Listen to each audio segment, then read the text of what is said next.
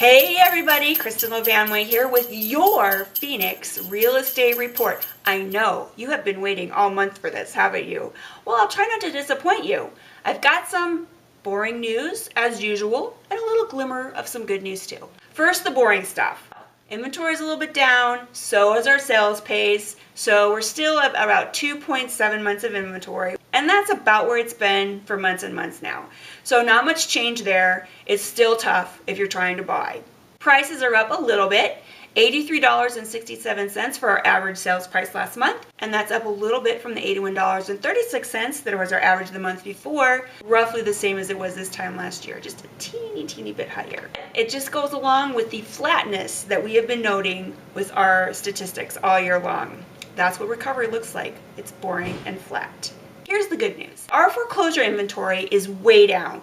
Right now, out of all the homes on the market, only 2,286 of them are bank-owned properties, foreclosures. That's less than 9% of the total inventory. And guess what?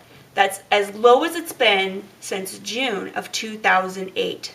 That 2008. So that's why I do not get why I keep seeing headlines like this. Gloom and doom, check it out. Record number of homes in foreclosure. Basically tells us that there's just a growing pipeline of foreclosures. You know, it's hysteria, raining cats and dogs, all of that stuff. It references a report by the Lender Processing Services. I actually looked at that report, and I'm kind of thinking that some of the people who wrote these articles, they didn't.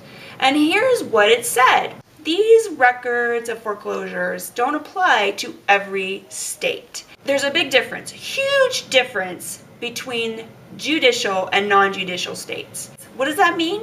Well, here in Arizona, we're a non-judicial state.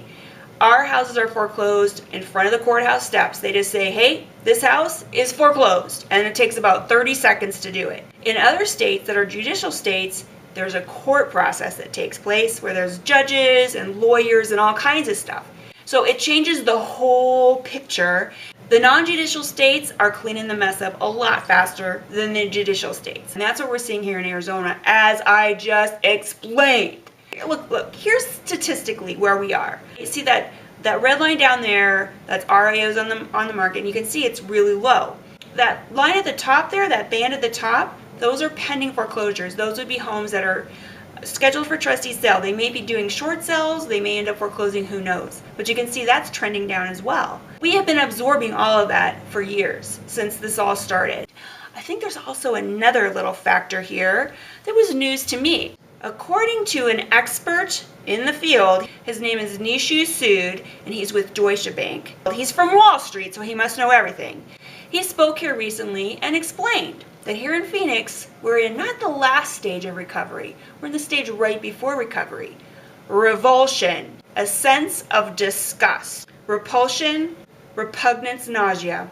That's how people in Arizona view real estate right now, with a sense of disgust. They're like, forget it. I don't want to have anything to do with real estate. And according to Nishu, this is the stage right before actual recovery, when people end their disgust and start actually accepting the fact that buying a house is not such a bad idea. So I'll take that as good news as well. And one last little holiday gift for you. Fannie Mae, Freddie Mac, and several other large lenders are declaring a foreclosure moratorium for the holidays. So they're not going to kick you to the street on Christmas Day. And on that note, I would like to wish you Merry Christmas, Happy Hanukkah, Happy Kwanzaa, whatever flavor you choose to celebrate for the holidays. And let's all try to end the year better than we started.